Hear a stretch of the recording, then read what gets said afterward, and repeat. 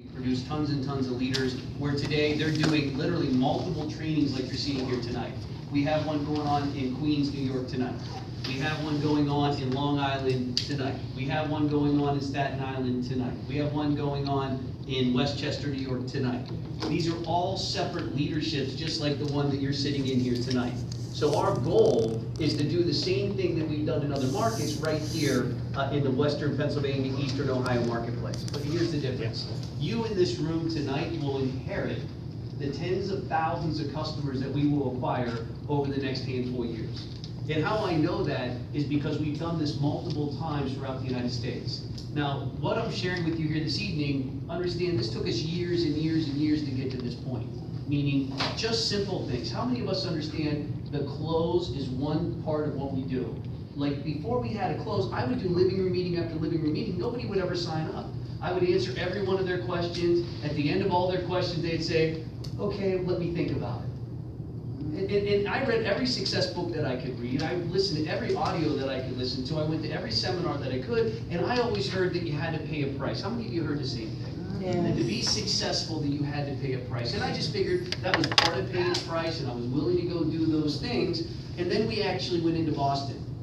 And we got Boston up and running, and we started at a church in Route 9, right outside of Boston, and we had 11 people that came to our first presentation in Boston. And it was at a church basement. And one gentleman that was there, he said, well, you found the right place to do your meeting. I said, why is that? I thought location. He said, no, because you're going to need God for it to work in Boston. Now, let me fast forward it, a year, almost 2 years later, we had 17,000 reps in New England. We exploded throughout the New England marketplace. Then we picked up and we went to Charlotte, North Carolina. We actually did this exact same thing. We produced multiple regional vice presidents in Charlotte. Then we went to South Florida. And I was literally lifestyling up, excited about being able to enjoy residual income and, run a business from anywhere that I chose to. And, we had a great situation. And then the owners of the company picked up the phone one day and called us up and said, we're going to launch energy.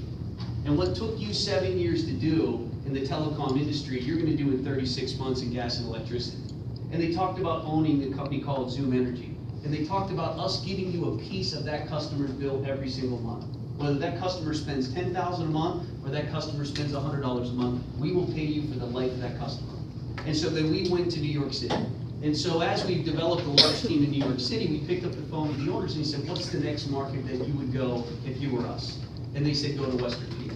They said, we don't have any customers to speak of. Ohio, we don't have any customers to speak of. It'll take you right into Chicago. And you that are sitting here tonight will benefit off of everything that's going to happen over the next couple of years. Now, a couple of things I want you to share. Number one, testimonials. How many of you understand that words create? Right? What you say creates. And the reason why we practice testimonials is because I would do home meetings and people would work really hard to get people to their living room. How many of us agree we work really hard to get people to our living room? Now imagine having somebody come to your living room and we said, hey, we want you to give a testimonial, and all of a sudden they went on for 15 minutes about what they got involved in and how their mom didn't want to become a customer. But they continued to do the business even though their mom didn't support. Now, can we agree every guest in that room immediately checks out, right? And it ruins the actual home meeting that somebody might really need this business to work, and all of a sudden it didn't work because one person gave a bad testimonial. So then we started to coach the testimonials. How many of you noticed that here tonight? And the reason we coach is because we're leaders, right? We're in leadership, right? Can we agree public speaking is a little intimidating?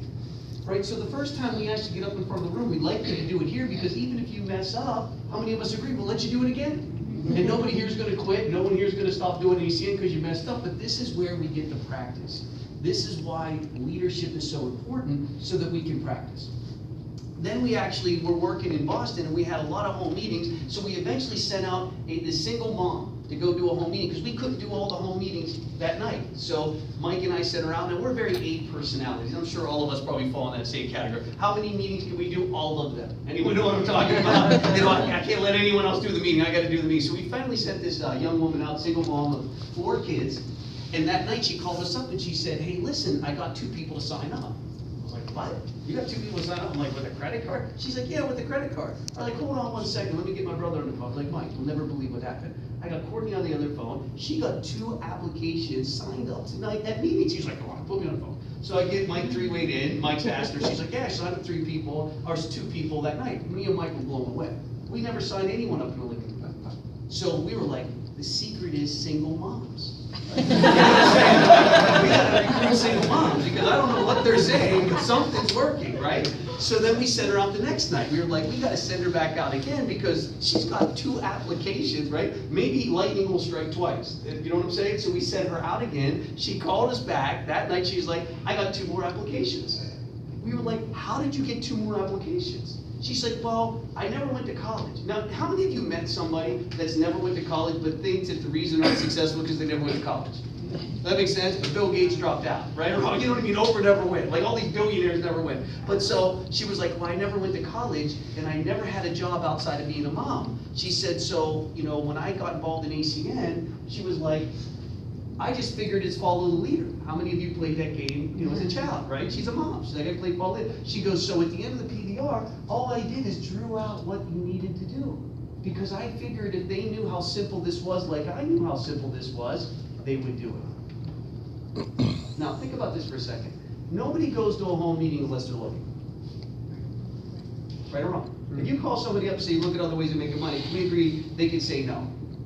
Right or wrong? Or they could say yes and not show up.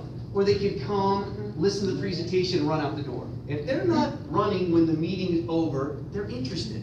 The only reason people don't do this business is they don't understand what we're doing. How many of us agree with that statement? Like, some people go, I'm not a salesperson. How many of you agree getting 4 services doesn't make you a salesperson?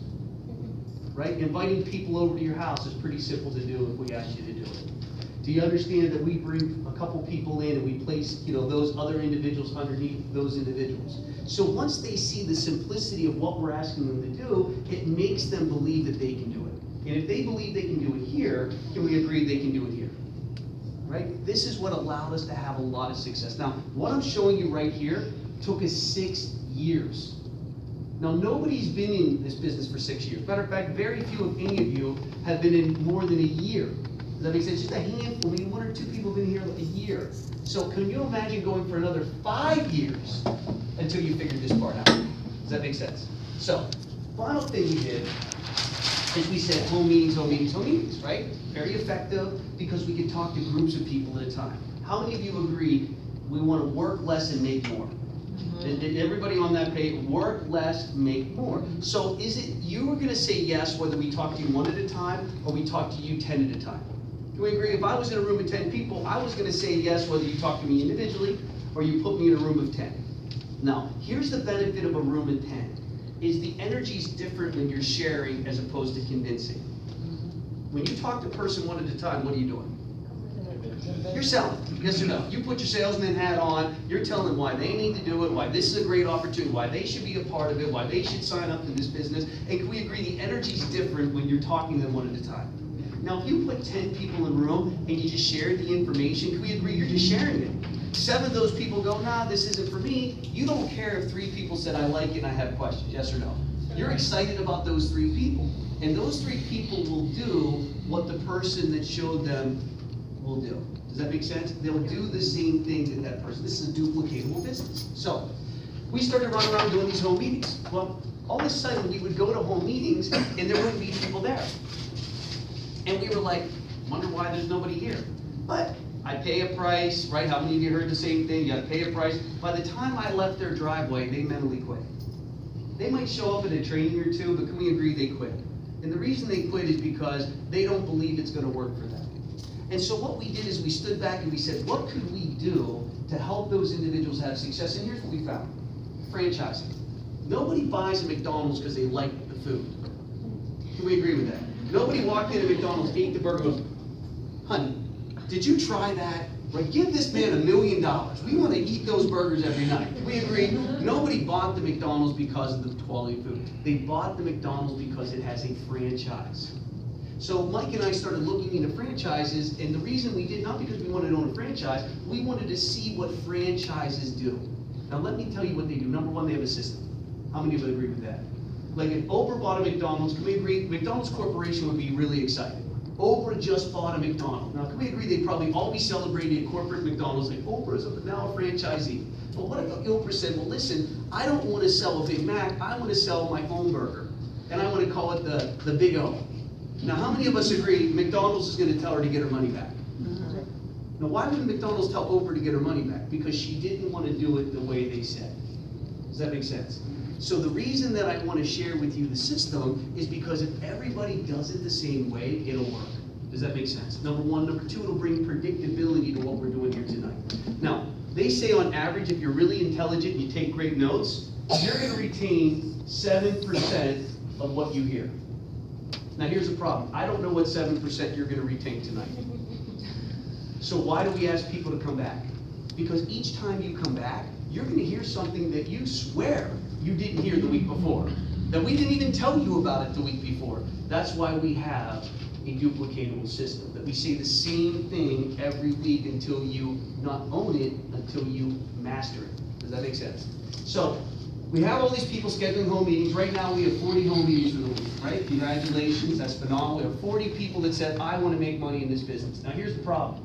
This is what these 40 people are going through right now. Does anyone know what this is? Emotional roller coaster. Now, here's what's so funny. Every single one of you are on an emotional roller coaster with life. Does that make sense?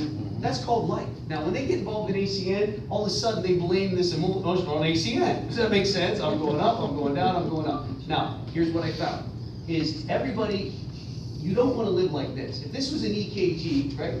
Doctor in the house, right? You don't want it to go like this, right? That's a very bad sign. So this means life. Does that make sense? Up and down means life. So how we actually help people was 3 days before their meeting, we give them a 72-hour call. Now this is extremely important. I want you guys really to pay close attention. 3 days before their meeting, they get a lot of time to call people. Does that make sense? The best time to call people is 3 days before the meeting. Okay? 2 days before the meeting. But if you don't prepare that person before their meeting, here's what I found, is that they're not going to have a successful meeting, or maybe cancel their meeting because nobody's coming. Okay, so let's talk about what we do. First thing you want to do when you call somebody up 3 days before their meeting is ask them a simple question. How is the inviting going? How's the inviting going? Now you're going to get 1 of 3 responses. Number 1, it's going terrible. I already got 2 no's. If somebody tells you they already got 2 no's, guess what? That's good. You're all going to get a couple no's, yes or no? You just got 2 out of the way. Somebody else you might call and says, man, it's going great. I got 13 people coming. Now, if you called somebody up 3 days before their meeting and they said they had 13 people coming, how many of you would be excited? Up until you found out how they invited those 13. See, they might have sent out 13 text messages. How many people are coming? No, they put 13 mailers in 13 mailboxes. How many people are coming?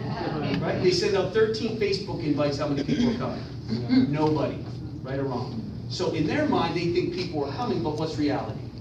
No one's coming. So we as leaders have to manage expectations. Manage expectations is me telling you, hey, listen, if you're going down 79 tonight, there's road construction going to go to 1 lane. So when you leave here, you go down 79, how many of you would not be upset if you saw a lot of tail